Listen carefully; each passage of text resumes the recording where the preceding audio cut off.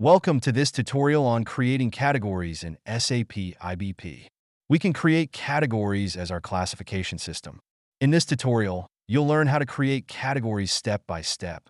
So let's get started. Step 1. Click Create button. The Create Category pop-up will appear. Step 2. Enter a name for the category, for example, IM. Step 3. Enter a description for the category, for example, Category for IBP in minutes. Step 4. Select in which apps the category should be available, for example, Analytics.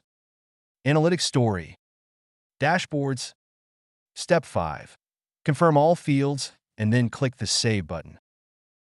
To summarize, creating categories involves accessing the Manage Categories app, entering the category name and description, selecting in which apps the category should be available. Thank you for watching this tutorial. We hope you found it insightful.